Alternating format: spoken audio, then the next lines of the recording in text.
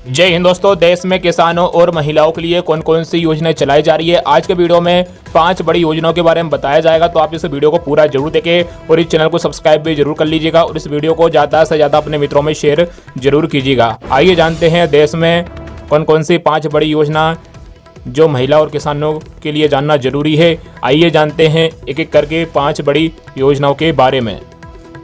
अब मिलेगा डीजल पर अनुदान, ये होंगे पात्र नियम, जानिए कैसे योजना के लिए आवेदन। आपको बता दें, बिहार के किसानों के लिए अच्छी खबर है। राज्य की नीतीश कुमार सरकार ने किसानों के लिए डीजल अनुदान योजना की शुरुआत की है। इसके तहत धान, मक्का व दूसरे खरीफ फसलों की सिंचाई के लिए किसानों को डीजल पर अनुदान मिलेगा।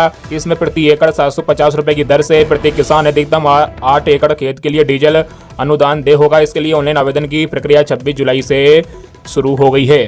जानिए क्या है डीजल सब्सिडी योजना।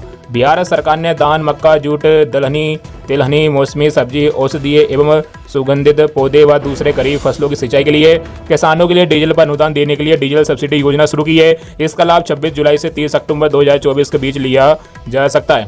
इसमें प्रति एकड़ 750 रुपए की दर से प्रति किसान अधिकतम 8 एकड़ खेत के लिए डीजल अनुदान दे होगा। डीजल सब्सिडी योजना में अनुदान की राशि लाभार्थी के बैंक खातों में ट्रांसफर कर दी जाएगी। सब्सिडी के लिए जिला अधिकारी की तरफ कृषि टास्क फोर्स का निर्माण करना पड़ेगा, जिसके बाद ही वितरण का फैसला लिया जाएगा। अनुदान की राशि पंचायत क्षेत्र के किसानों के अतिरिक्त नगर निकाय क्षेत्र के किसानों को भी दी जाए। किसी भी तरह की समस्या पर किसान डीजल अनुदान अनुश्रवण से निगरानी समिति के अध्यक्ष समक्ष लिखित शिकायत कर सकते हैं। किसानों की शिकायत और 15 दिनों के अंदर उचित कार्रवाई होगी। किस तरह किसानों को मिलेगा लाभ। एक किसान को अधिकतम 8 एकड़ का लाभ मुख्य फसल के 3 सिंचाई के लिए अधिकतम प्रति सिंचाई 750 रुपये प्रति एकड़ की दर से 2250 रुपये अनुदान राशि दे है।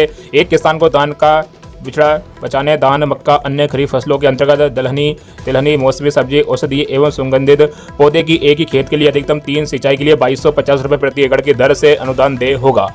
धान और जूट फसल के लिए अधिकतम 2 सिंचाई के लिए 1500 रुपये प्रति एकड़ अनुदान मिलेगा।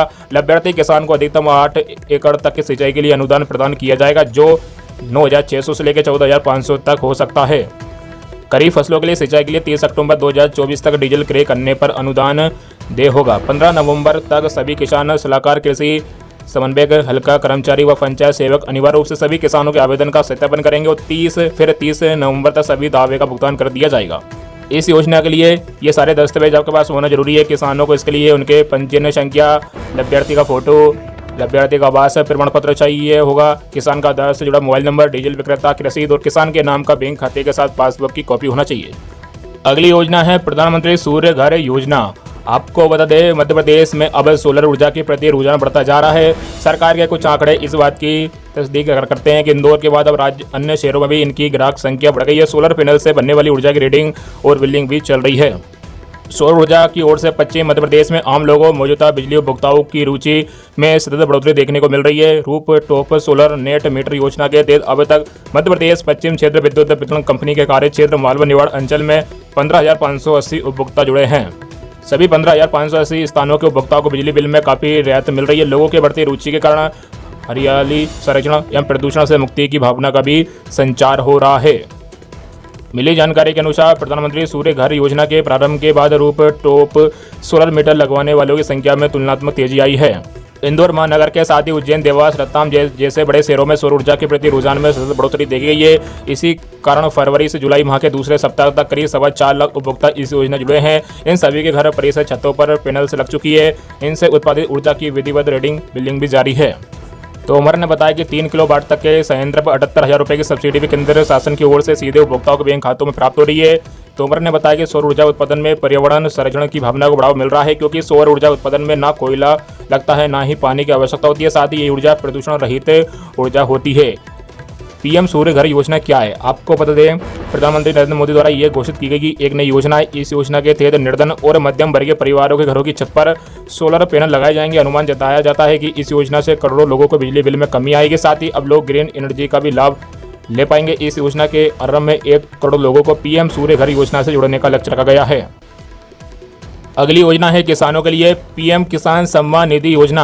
आपको बता दें पीएम किसान सम्मान निधि योजना केंद्र सरकार की एक बड़ी योजनाओं में से एक है। इस योजना के तहत करोड़ों किसानों को हर 4 महीने में 3 बराबर किस्तों में 2-2 हज़ार करके सालाना 6,000 रुपये दिए जाते हैं। ये पैसा डीबीटी ट्रांसफर के जरिए सीधे किसानों खातों में भेजा जाता है। ये लाभ उन किसानों को मिलता है जिनके पास 2 हेक्टेयर तक जमीन है और जो भारत का नागरिक है। ये पैसा डीबीटी ट्रांसफर के जरिए सीधे किसानों खातों में भेजा जाता है। अभी तक 17वीं किस्त जारी हो चुकी है और अब 18वीं किस्त का इंतजार है। क्या पति पत्नी को या पिता बेटा को मिलेगा लाभ?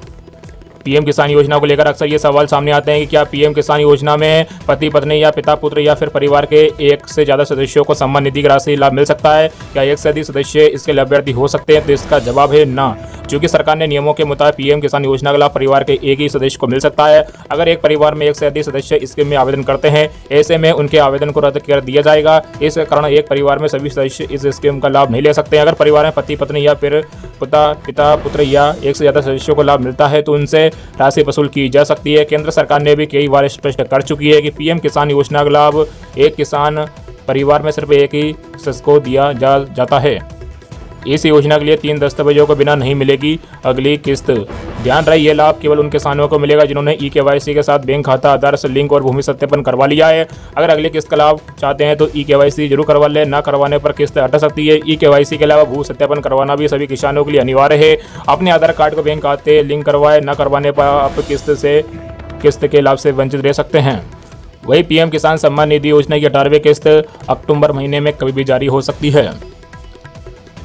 अगली योजना की बात करें तो अगली योजना है सीएम जन आवास योजना। आपको बता दें मुख्यमंत्री आवास योजना के 6.5 लाख लाभार्थियों में से केवल 1,22,000 ने ही बैंकों का ऋण चुकाया है। जबकि बैंक से ऋण दिलाने के लिए सरकार ने न केवल अपनी गारंटी दी है बल्कि आधी राशि का भी भार उठाया है। अब मुख्यमंत्री डॉक्टर मोहन यादव ने सभी बकायेदारों का ऋण चुकाने का निर्णय लिया है। शिवराज सरकार ने बनाई थी योजना।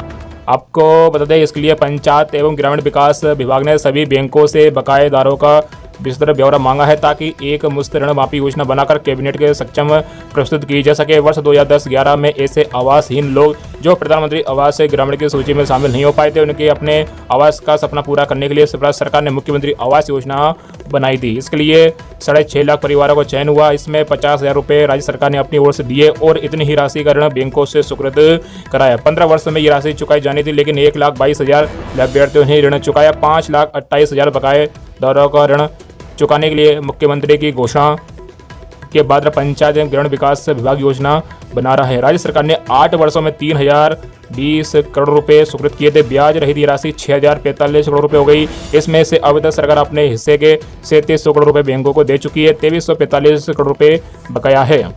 अगली योजना है प्रधानमंत्री विश्वकर्मा योजना।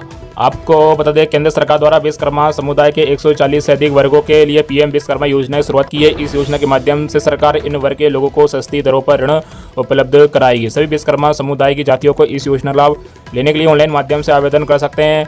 आप सबकी जानकारी को बता दें इस योजना की शुरुआत भारत के प्रधानमंत्री नरेंद्र मोदी के द्वारा 1 फरवरी 2023 को किया गया था। सरकार द्वारा इस योजना के तहत सभी योग्य लाभार्थियों को कई प्रकार के प्रशिक्षण और ट्रेनिंग दी जाएगी। इस योजना के तहत सभी लाभार्थियों को भी प्रशिक्षण में भाग लिए हैं उनको प्रतिदिन 500 रुपये भी दी जाएगी। इस राशि के अलावा भी सभी लाभार्थियों को 1,500 रुपये की राशि उनके खातों में ट्रांसफर की जाएगी, जिसकी मदद से भी अपने उपकरणों को खरीद सकते हैं। इस योजना के लिए क्या है पात्रता? अगर कोई भी व्यक्ति इस योजना के लिए आवेदन कर रहा है तो उसके पास जाति प्रमाण पत्र होना अनिवार्य है। योजना का लाभ पाने के लिए व्यक्ति भारत का नागरिक होना चाहिए। इस योजना के अंतर्गत आवेदन करने वाले व्यक्ति के अंदर हुनर या शिल्पकार होना चाहिए। तो इस योजना का उद्देश्य क्या है? इस योजना का उद्देश्य है कि जितने भी कारीगर और शिल्पकार है उनको पीएम विश्वकर्मा योजना के अंतर्गत विश्वकर्मा की मान्यता देना है। उन्हें सभी लाभ प्राप्त करने के लिए योग्य बनाना है। अगर किसी व्यक्ति में बहुत ही महत्वपूर्ण कौशल है, उसका इस योजना के तहत निकालने का काम किया जाना है तो उसे कौशल के लिए एक महत्वपूर्ण प्रशिक्षण देना है। सभी विश्वकर्माओं को डिजिटल तरीके से प्रोत्साहित करने के लिए सभी लेन देन का डिजिटल करने में प्रोत्साहित करना है। तो इस योजना के लिए आपके पास में ये सारे दस्तावेज होना जरूरी है। जाति प्रमाण पत्र, निवास प्रमाण पत्र, पहचान पत्र, mobile number, passport size photo, Aadhaar card और पैन कार्ड, जन्मतिथि प्रमाण पत्र और अन्य महत्वपूर्ण दस्तावेज होना जरूरी है। इस योजना के लिए आवेदक को सबसे पहले प्रधानमंत्री विश्वकर्मा योजना की आधिकारिक वेबसाइट पर जाकर आवेदन किया जा सकता है। तो दोस्तों ये थी देश में किसानों और महिलाओं के लिए 5 बड़ी योजनाएं। इन 5 बड़ी योजनाओं में से आपको कौन सी वाली योजना अच्छी लगी कमेंट करके हमें जरूर बताएं और इस चैनल को सब्सक्राइब भी जरूर कर लीजिएगा, क्योंकि आपको देश में जितनी भी सरकारी योजना होती है उन सभी योजनाओं की जानकारी दी जाती है। तो अगले वीडियो में और भी नई सरकारी योजनाओं की जानकारी दी जाएगी, तो इस चैनल को सब्सक्राइब जरूर करें और इस वीडियो को ज़्यादा से ज़्यादा अपने मित्रों में शेयर जरूर कीजिएगा। जय हिंद।